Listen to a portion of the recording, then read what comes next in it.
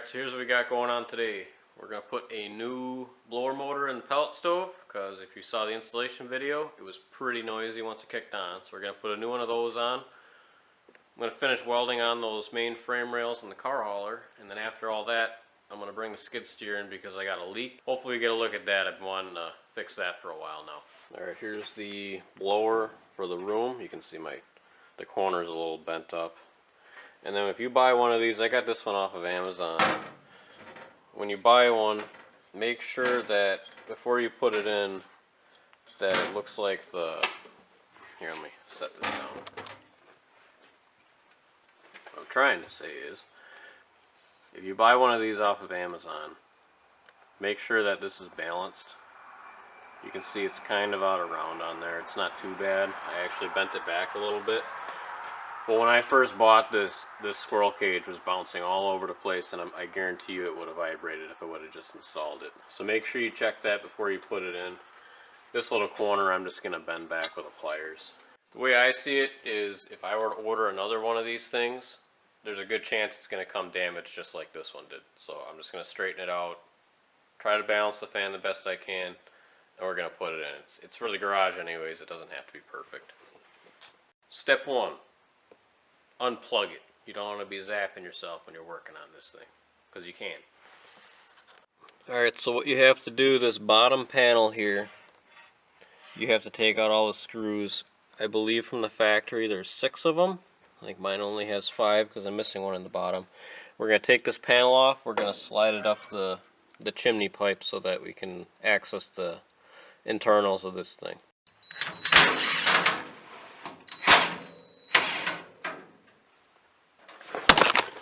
Whoa! You guys alright? You hit the wall pretty hard there. Okay, as you can see, we have the panel off the back now. Now we're going to take this side panel off too, which has the controls on it. And there are 3 screws along the back side that you'll take out. Okay, so once you get that far, you're going to take the back of the panel and you're going to swing it out. And you're simultaneously going to try to pull the panel out and down. It's hooked under this lip here. Okay. Now when you pull this off, there's going to be a bunch of stuff plugged into this control board here. You can see these wires here. Pay attention where they plug in.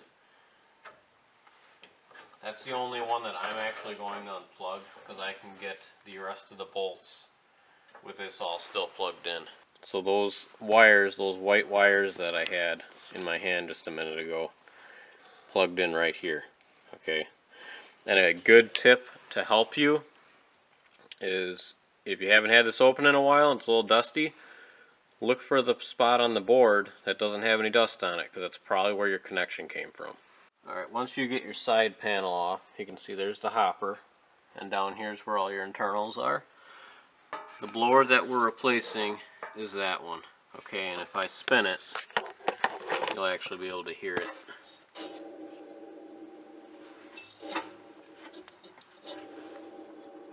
The bearing's going out in it. There's 2 wires here. 2 wires, black and white. The black one will go to a blue wire on this individual stove, and the white wire will go to the white. They're typically labeled what wire is which on the actual sheath. There'll be some writing. And then as far as getting this thing screwed on, there's 4 screws, and these are kind of like a general blower, so they fit other models. So they got multiple holes, but you're just going to use the same holes on the new one as you had on the old one. And then you're going to put your gasket between that when you bolt it on. Okay, you can see there's the screws on that side, and then over here, the screws for this side. And they just bolt up to the outside warm air portion of the stove. Ew, it's all old and wrinkly. There's the old one. Kind of crusty looking. I had actually taken this out just a little while ago, and the reason it sounded so loud the first time when I first started this thing up, every single one of these fins was pretty much packed full of dust and like dog hair. It was used in a dog kennel before we got it. and there was all kinds of stuff just flying around in there. It wasn't even hardly pushing any air out, and I completely understood why once I cleaned it out. But the reason I'm replacing this isn't really because of noise. That doesn't bother me so much. I mean, it's an added benefit that that one will be quiet. But with a pellet stove like this, I've heard that that fan's actually really important to keep your stove cool enough, because if you don't have that fan, it sounds like your stove can actually overheat on you, and I don't want that to happen. So we're going to fix it. I think that's recording. I don't know. I pushed a bunch of buttons when I shoved it back there, so maybe it ain't even recording, but alright. Flashlight. Falling apart. What the heck? Here it is. Okay, we're going to peel this old gasket off. Probably reuse it if you wanted to, but I don't want to. Pretty hard to see in here. I don't know if you guys will actually see anything, but I'm trying. Kind of crammed in here. Alright. That didn't work. If you can get your stove off the wall, that'd be the best thing. Oh my gosh. Frustration. Frustration. Oh my gosh. I can't see what I'm doing.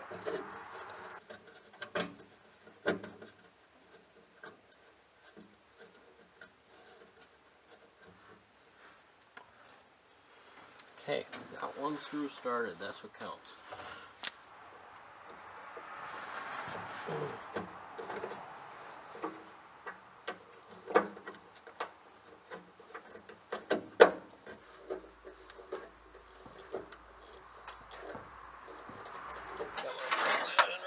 Too while I'm here.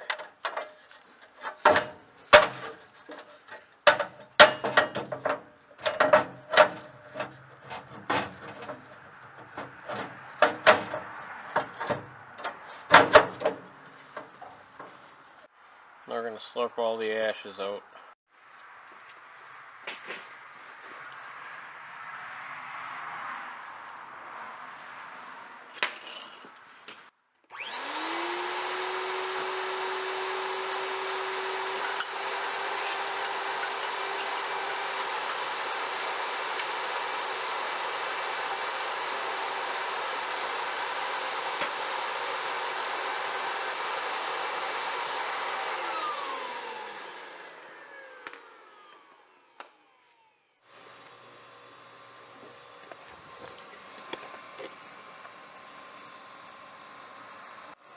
Here's something I've noticed too, and I think this is because I have it in the garage and the temperature changes so much when this thing first starts up. But I'll actually get, it looks like smoke, but it's water vapor coming out of here. And that's from the temperature change. You get hot air in here and cold air on the outside, and this is heating up so fast that the temperature variance creates condensation, and that's evaporating off of there, and that's what that is. That'll clear up after a minute or two. So if you have a pellet stove in your garage and it's like less than 30 degrees in here, you're likely going to see that. Alright, the blower just kicked on, and as you can hear, it's a lot quieter than it was. Sweet.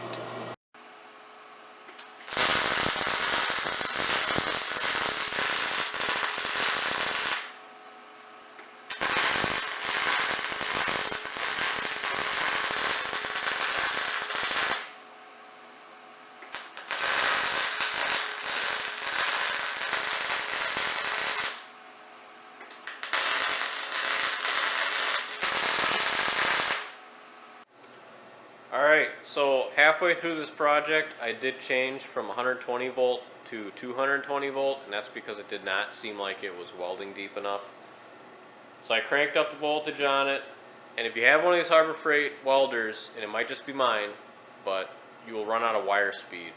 And I have it turned up all the way. My voltage isn't up as high as it can go, but I can tell by the way it's welding, I cannot turn the voltage up any higher because it'll start short-circuiting and it won't weld right. Other than that, it's a great machine. I've never hit the duty cycle on it. and I think it was like 650 bucks. And it does stick, TIG, DC TIG, not AC, DC TIG, and MIG and flux core welding, and it works great. I mean, it's working awesome on this trailer. I'm not the best welder. The settings are a little more finicky than if you were using like a Miller, but for 650 bucks, I mean, you're not going to touch that with a Miller. So I'm not being paid by these guys, but I'm just saying this is the cheaper one that they sell. The Vulcan line is good too. I think it's you get a little bit better trigger. If I wanted to spend the money on it, I'd probably buy an Everlast myself, because it's kind of like a Miller, but they're like half the price. For what it is, I know it's made in China, but it's hard to justify spending $2 or $3 grand on something that you only use once every few months. And I mean, I'm not doing huge fabrication jobs, I mean, other than the trailer, but once this is done, what are you just going to sit around for a few months, so why spend money? Tell you what though, I only use Snap-on ratchets, and they're made America! I ran out of cord, so we've got to pull the trailer out of the garage part way, but then we'll finish it.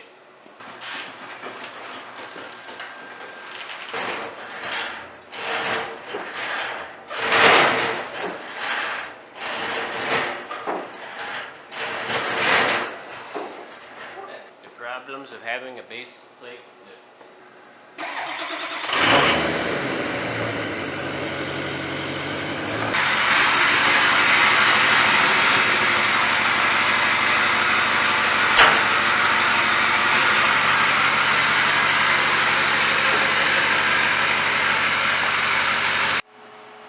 There you go.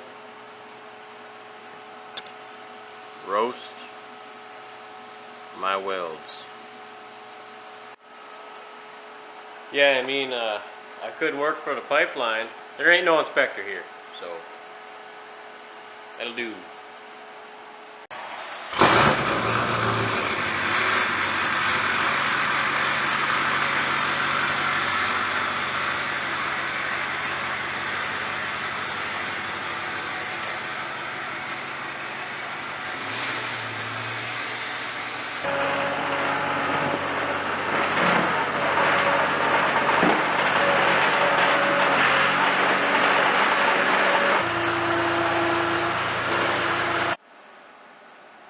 So fluid's been dripping down this side of the machine, and it's actually leaving a pretty big puddle now, so we're going to lift the cab up and see what it looks like.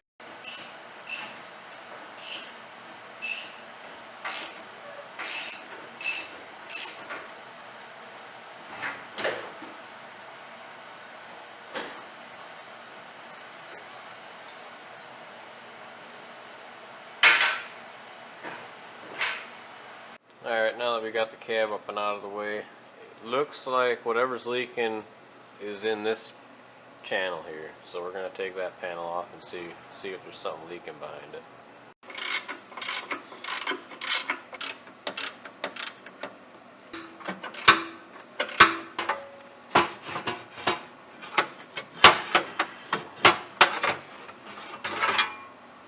Well, from first glance, I'd say we got a problem with one of these hoses. So I think that top line is dripping on the one below it, but they both look like they're original, judging by the clamps that are on the fabric sheathing. So I'm thinking I might just take them both off and replace both hoses. So that's the one we're going after, the bottom one. The top one's wet too. I have a hard time believing fluid would go up unless it was wicking itself through that fabric. So those hoses run along back here, and I'm going to get some more of that fabric for the new hoses, but I'll pull those off and get some made up, and we'll have a video of them. Video putting them back on probably. I swear these skid steers, they always leak. I thought I had them all fixed, and it took like another week, and then they started leaking again. So you'll have that. Alright, well, thanks for hanging out with me tonight. That's what we got going on. If it's your first time being here, we're happy to have you. Been here before, thanks for coming back, and we'll see you next time. She's cranking now.